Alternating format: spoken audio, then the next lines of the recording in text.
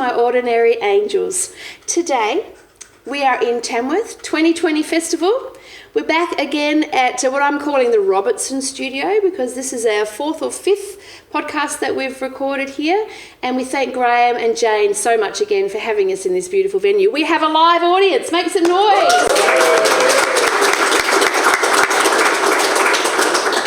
We're here today to talk to somebody who we've known for a few years through music, but also not just about music, but about some deep issues that affect many of our lives.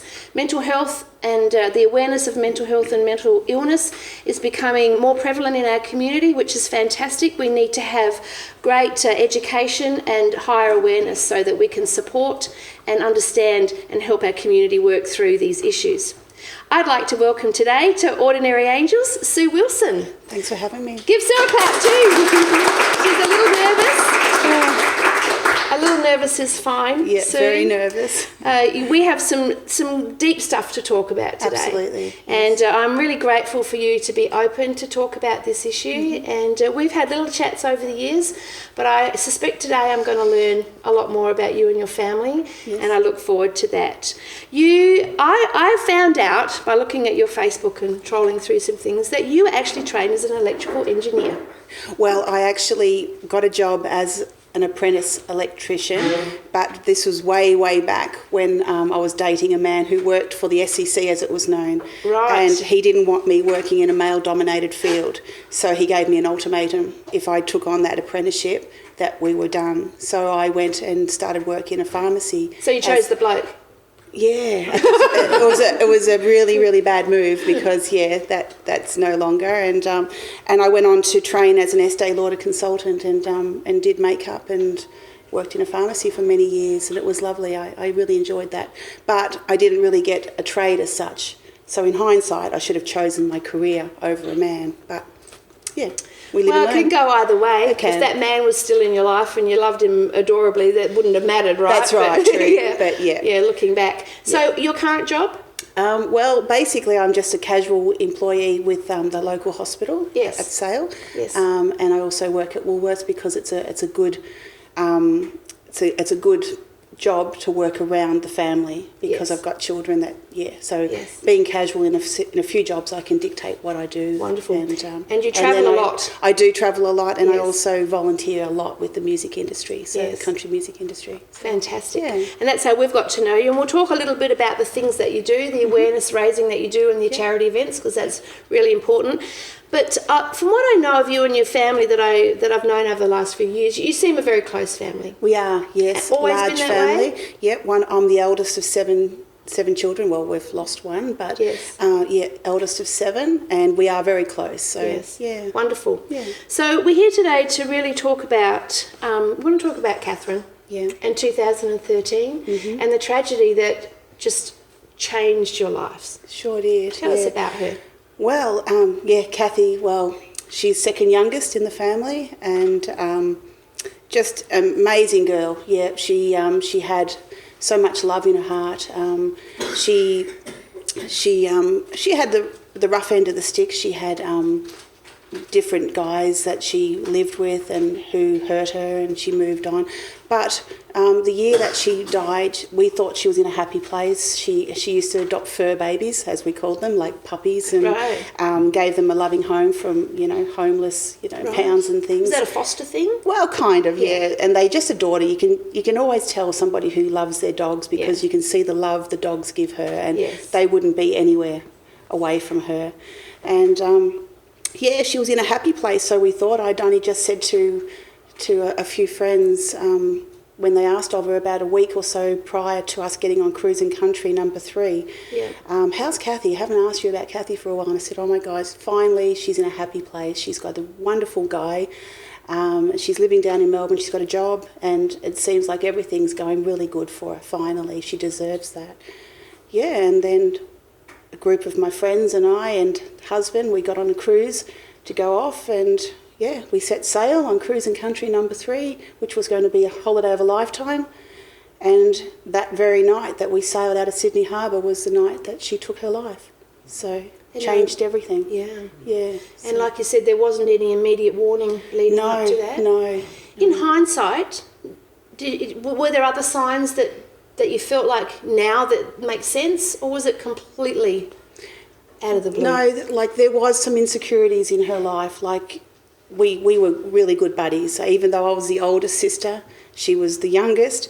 We'd have Friday nights were our nights to go to the pub, and we'd do karaoke together. She was the pop girl, I was the country girl. And she'd always stir me that, you know, my love for country was a little bit, you know, out of the ordinary for somebody of my age. But yeah, she used to drink quite heavily before we go to the pub, and be like, well, don't drink so much, you know, before we're going off to the pub. But that was her way of getting the confidence to be able to go to the pub. So I think she had insecurities. Not that unusual though. Like that's not outstandingly unusual, is it? No, that's a lot of people use alcohol or other props to get out there. Exactly. Yeah. No, she did have insecurities like body image. You know, she's redhead like me. You know, we have our insecurities because, you know, we get called rangers and we've got pale freckly skin. We're not the most attractive species on the planet. Oh, I think that's rubbish. No, well, she did. She had the insecurities just like I have the insecurities. And I guess we're talking a few years ago, a decade ago nearly now, it was 7 years ago, and prior to that, it was different for redheads. Oh. Ashamedly for our society. I love red hair. And I actually, 2 or 3 of my closest friends are redheads. Really? I must have a type. So my husband's not a redhead. Yeah. So, but yeah, she had body images problems. She had anxieties about being seen, even walking in. Since I've been doing stuff with mental illness, I have discovered so many people who have got, well, actually, I truly believe everyone has something, some level of insecurity or mental illness. And I hate to say that like that because there is a stigma around that word, mental illness, but I think we all have a level of it. And I agree. I think there's a line, isn't there? Absolutely. And we can go either side of that line at various points in our life, sometimes various points in the day. Yeah. Really. Well, I've got a friend who I think is just she's amazing in every way. And she confided in me one day and said, Sue, I can't even go to the bank without sitting out the front in my car and watch people coming and going so I know which way to pull or push the door. Because I don't want to go and pull the door when it should be pushed or vice versa. Because of an embarrassment. In case she makes a fool of herself. And I thought, wow, you know, here's somebody who I really thought was just perfect in every way.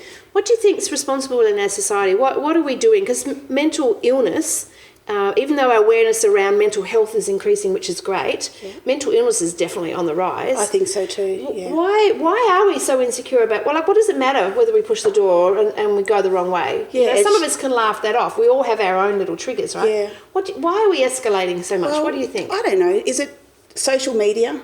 We look at Facebook and everyone seems to have the perfect life. Yeah. They've got the perfect looking husband or wife. They've got the perfect kids that all do the perfect sport and win the medallions. And if you don't feel like your family is up to that level, perhaps you feel like you're going to be judged. I don't know. I don't know, really. I think that's definitely part of it. I think social media can also be good in other ways in that we are becoming more aware and we can get issues out there. Yeah, we can spread that fine line. I think one of the issues for me, with social media, is that people don't have any filters. That's it. They say stuff. Yeah. Either way. Yeah. And then we look it's at out there. Yeah. Yeah. There's no taking it back. Yeah.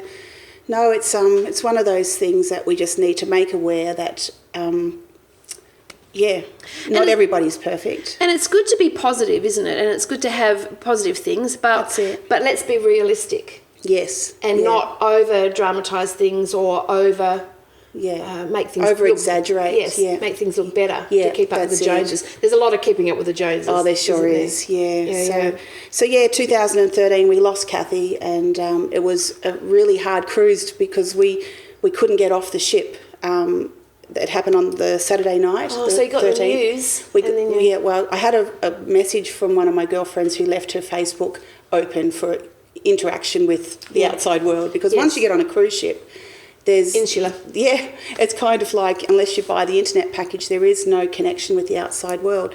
And Jodie had left her Facebook, and everyone at home had her contact. So if there was any emergencies, especially when I was leaving my 4 children home with Mum, who's here today, she was looking after them so that the husband and I could have a lovely holiday. Yes. And so, when Jodie started to pester me, you better ring home, because I think there's something going on. I said, it won't be anything much. It'll just be that the black cat's gone into hiding and she's probably worried about, So she knew, but she couldn't tell you? Well, I kind of put off the call back to Mum, thinking it was only for the, the cat's gone missing and I'm worried that he hasn't been fed for 36 hours. You stuffed the black cat, she'll be right. Yeah, so anyway, when I finally did ring Mum, one of my biggest regrets actually was I said to Mum, hey Mum, before you say anything, because Mum's a bit like me, she can yap a bit.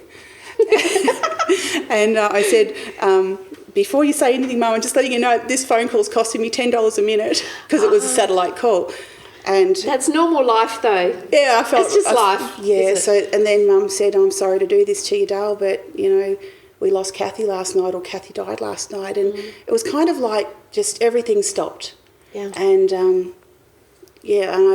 I don't actually even know what I said to Mum, to be honest.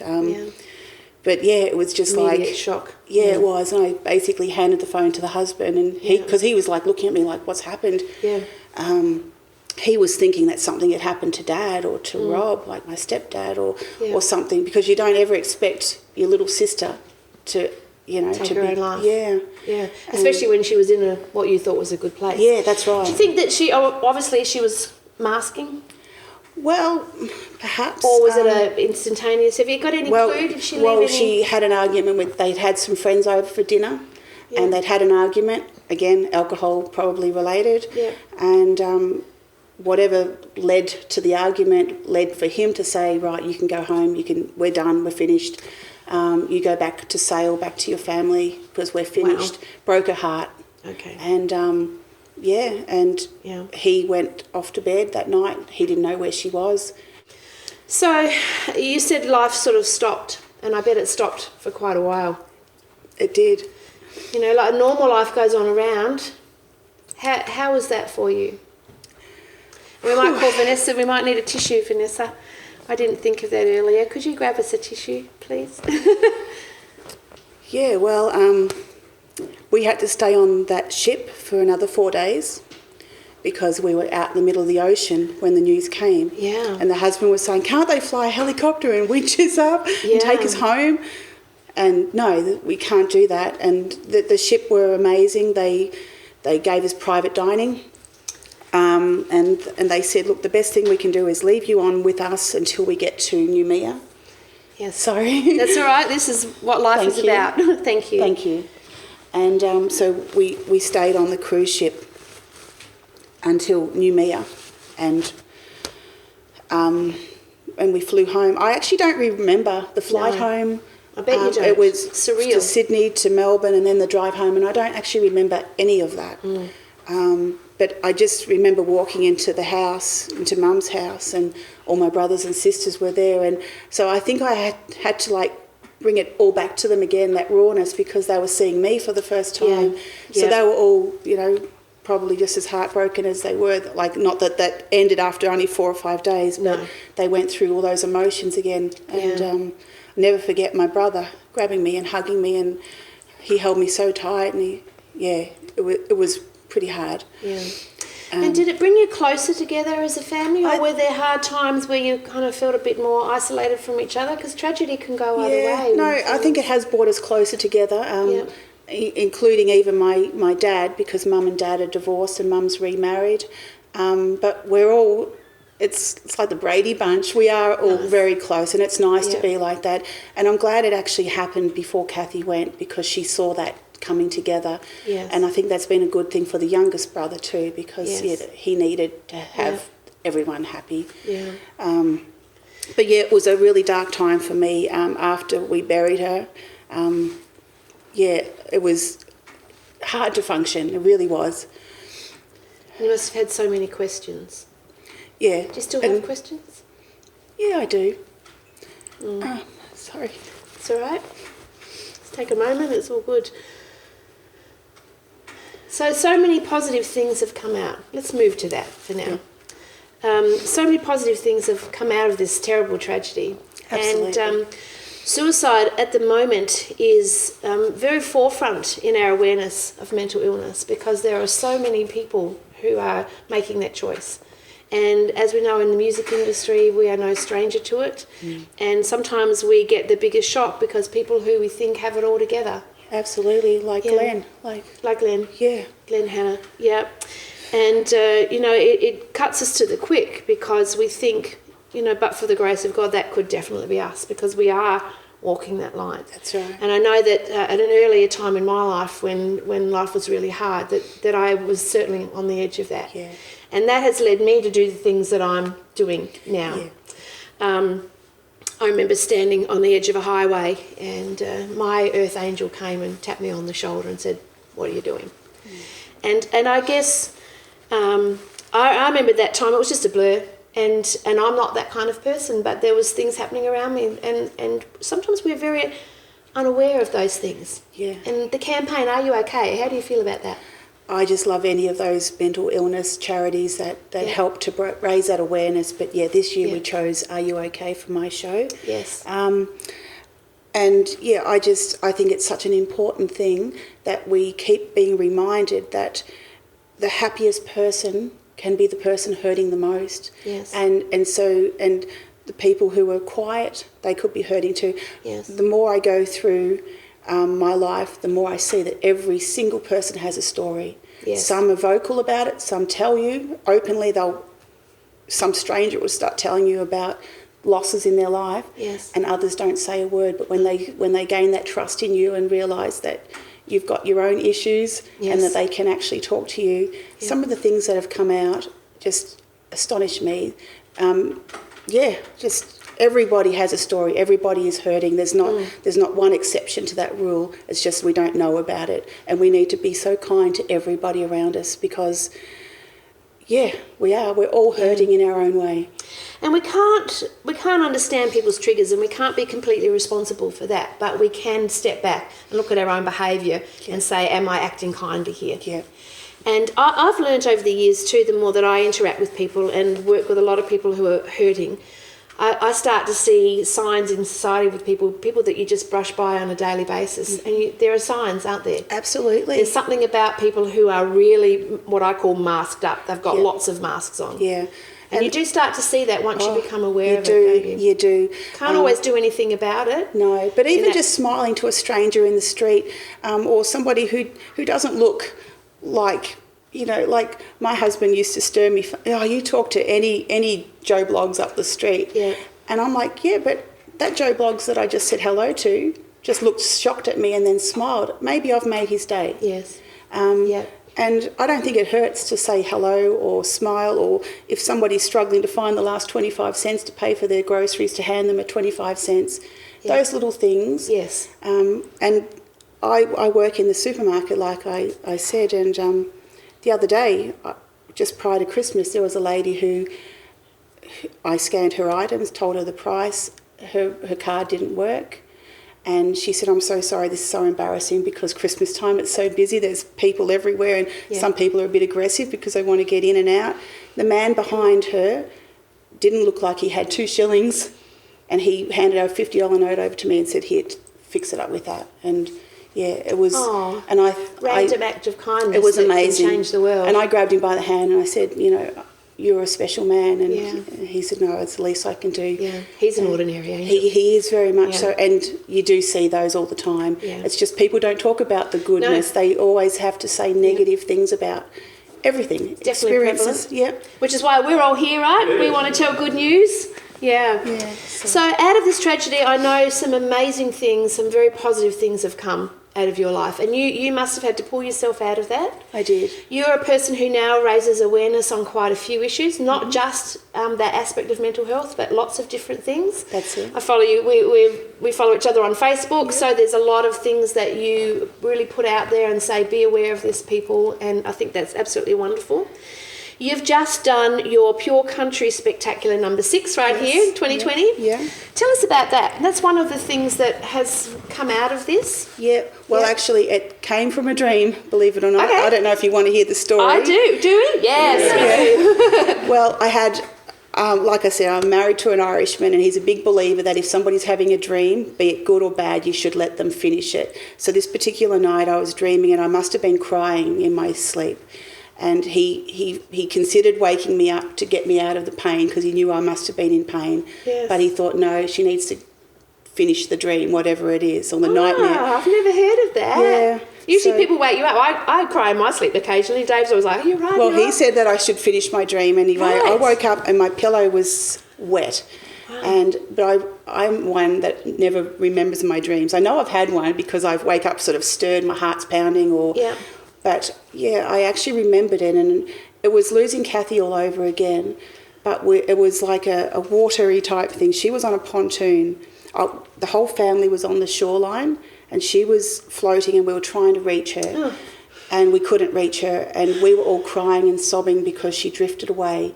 And so we lost her in a way, and it was really sad and whatever, but it wasn't the horrible death that she endured or did. Yep. But that next night I went to bed and I said to Frank, oh God, I hope I don't dream that dream again tonight. Yeah. And I didn't. It was the weirdest thing. I dreamt of a show. And country music's always been my happy place. Yeah. So because they say that water, it represents emotion.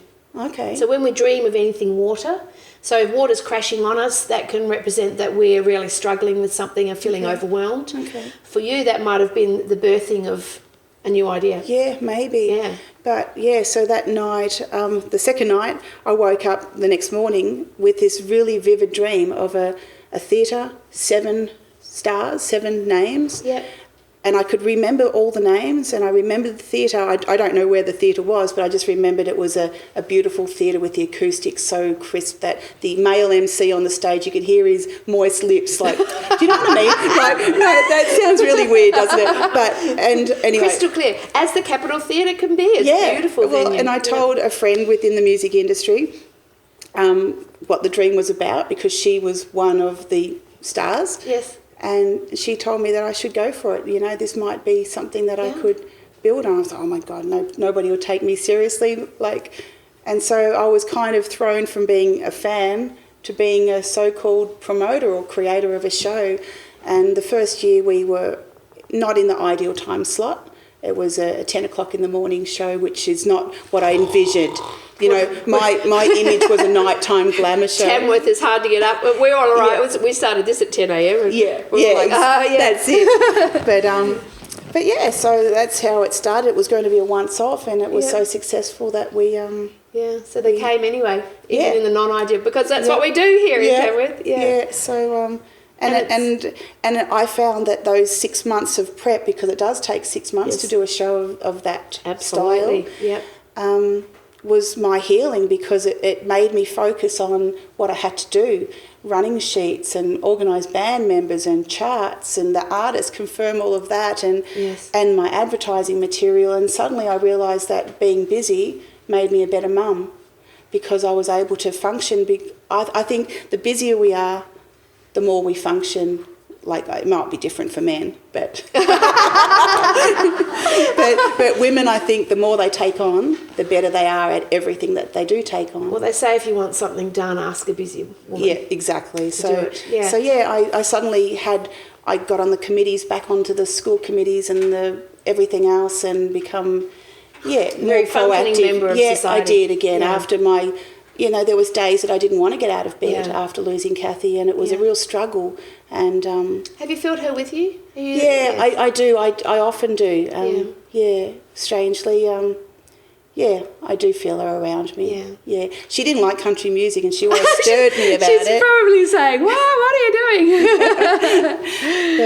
But yeah. So, I mean, that's a wonderful thing to come out of it, and your experience. Summing up over the last 7 years now, nearly, isn't it? Yeah. What advice would you give to all of us and all of us watching for being an ordinary person in the community that suffered this great tragedy, moved through it, you're taking your grief forward with you, because you never get over grief. No. We heal through it and we take it with us, as we should, because that's part of life's journey, unavoidable. That's it. Right? Yeah. We can't bury it. No. Well, people do, but we shouldn't bury it. No. And to bring it with you, I've found over the years, it's that I carry it with me and it gets dispersed a little bit here, that's a little it. bit there as we share. Well, I think definitely we need to talk about things. Yeah. Those who bottle it up, I think, they're a ticking time bomb. I think we need to be more encouraging to people that we have coffee with, our next door neighbours, people over the back fence, just everyone. We need to be more encouraging. Some time. Yep, and just let them talk. Give them time to. I don't know. I think the more you put your own story out there, they realise, well, hang on, she's been through a fair amount of crap too. Maybe I can open up a little bit and tell her. It's safer. Yeah, and that's what I found. Like we live streamed the show last year and again this year. And after last year, because I was a little bit nervous about live streaming because I thought, is it fair to those people who have bought a ticket to the show? David and I were actually talking about that this year because there's a few shows that have live streamed. It's a bit of a... Tell us how you feel, because I feel like I'm not sure. Well, last year I love Leonie, who did it from Farmgate Productions, and she wanted the experience because she's reasonably new in the industry. Right. And I thouut, well, okay, so we won't advertise it too early because I don't want to be insulting to those who've come out and bought a ticket to the show. But it's a lovely idea for those who aren't in Tamworth to be able to, enjoy the show. Yes. And bragging rights for me too, because I'm pretty proud of the show because I am just a fan and I've been able to build it up to something that's quite special. And you've worked your butt off. I have, yeah. Absolutely. Yeah. No one has worked harder than you to get people to that show. And some of you been to the... fantastic. Lots and lots of nods. Yeah. Make a noise. Yes. Yeah, so the live streaming was a bit of a trial last year. Yes. But afterwards, the feedback I got, I said straight away to Leonie, yes, we're doing it again next year. Great. Because I had people who were overseas and people in other parts of Australia who reached out to me and said, oh my goodness, just to listen to some of your artists tell their stories of personal loss or personal heartbreak and then sing songs that maybe were a bit meaningful. Yes. It just made me feel like, I can tell other people. Like this one particular lady, I won't name her name, but she reached out to me, private message, and we talk all the time. Great. I'm no counsellor, and if I ever thought that somebody was talking to me that maybe needs a counsellor, I'd perhaps try and direct them to that. But I think just being a friend and allowing her to be open with me, and she's been able to tell me some of her insecurities, and I just think that's amazing. Like, she's a total stranger. We're Facebook friends now, but... Sometimes that can be easier. Yeah, true. And she knows you're someone who's not going to give judgment. That's it. And so she's got an opportunity to open and up. So she That's tells a great me, thing about social media. Oh, that is a good positive. And I could tell you many, many stories of positives on social media. Yeah. But it's nice. It feels good to actually make a difference to somebody's life. Yes. And music can do that in many, many ways. And your show has that added element of being focused around this year, particularly the Are You OK? That's right. campaign. Yes. We're going to put that up on the screen, aren't we, Dave? We'll put some information about that campaign. Yeah. And we'll also find, I'll talk to you afterwards, some of the other bodies that you might have come across that are very helpful for people, because we can be quite well resourced in this day and age. Yeah. And we want to share that as well and have opportunity for people to... Well, there's a little organisation that's fairly new based in Queensland at this stage called Alive. Right. And they reached out to me when they saw that I was doing this show here in Tamworth. And they're connected with a young boy. His name's Mitch Smart. And I don't know if you've heard of him, but he's an 18-year-old. Now I will go look him Mitch Smart. Yeah. He didn't want to have an 18th birthday this year. And so instead, this coming weekend, like tomorrow and the next day, he's doing a Toyota Muster. And he's raising money and awareness for Alive, which is an organisation that's sort of more about the adolescents and teenagers. Fantastic. Because I think it does start at that level. Intervene. Yeah. You know, I go in and do some work in kindergartens around my To the Moon and Back book. Yeah. And as I even spend time with those little ones, we're talking about positive adult-child relationships that aren't necessarily mum and dad, but the extended. Often there's a lot of grandmas raising their grandchildren. And the more I talk to people in that environment, even with those young children, the more we realise that's where we need to be intervening. Absolutely. And educating and being aware of the traits and intervene early. Because, like the kids have got so much pressure on them. They've got to have the right sneakers on their feet and the right branded I've wind never got that. cheaters. I'm not that kind of person. Right? No, I'm not either. I don't understand that for me personally. I see the result of that. Yeah. We need to stamp that out. Mm-hmm. We sure do. Because we need to just be accepting of people.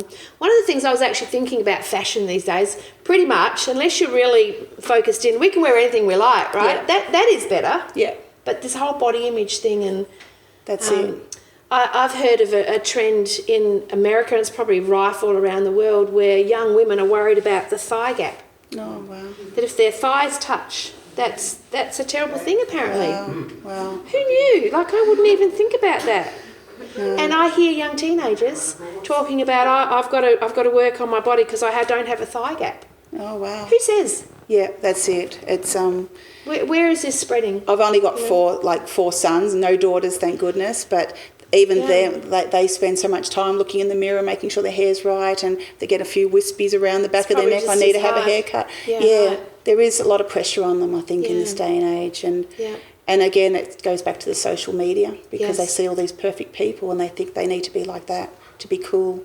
So I don't have an answer for that. No. I think that we're still so early on in that, aren't we? And I do know that statistics are showing that this generation that have grown up with FaceTime, that's what we call it, spend a lot of IT time, that the rate of teenage pregnancy and alcoholism has dropped, which is great, but the rate of anxiety and depression and teenage suicide has exploded. Skyrocketed, yeah. And then now there are some studies, and I'll see if I can find a reference to put on this post.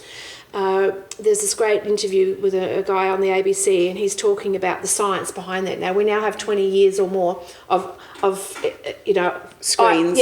Screens, and the results of that. Yeah. And he would like to say no screens for children up to a certain age while our brains are forming. That's not going to happen. He's very realistic. Yeah. But I think we're in a generation now where we need to really step back from that. As parents and grandparents, we need to be going, come on, let's go out and kick the ball. Yeah, exactly. Get on the bike. And really limit and really control what our young people are involving themselves in. So I'm really going to focus next year perhaps on a teenage group like Alive or Headspace, because they're taking the programs into the school. And I was talking to the CEO of Live the other day, and she said the program we take into the school is a pretty cool one, because obviously teenagers are not cool about being lectured about mental health. So she said we work in a different way to gain their confidence and trust, and it's through music and other things. But then it works on how good they feel inside and their anxieties. Teaches them how to breathe if they're feeling anxious or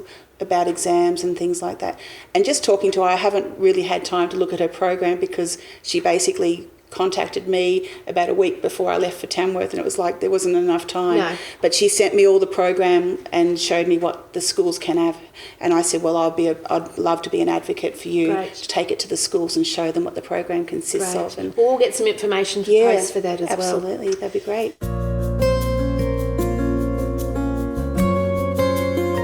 Well, thank you so much, Sue. Thank you. We could talk about this for hours and hours. We could. And we probably will do a sequel down the track. We'll get some information up for our outside viewers to get some information. And if anyone's got any great comments to add, we'll do that as well, because I think it's something we should continue to talk about. Yeah, absolutely. But I want to say thank you for all you're doing for the community. I am sorry for you and your family's loss. But out of that has come something amazing. And I think that will continue to grow. And I think I Just Work at Woolies is an awesome place for you to just work, because you're in the community and you're bringing something positive to people, hundreds of people, every single shift that you do.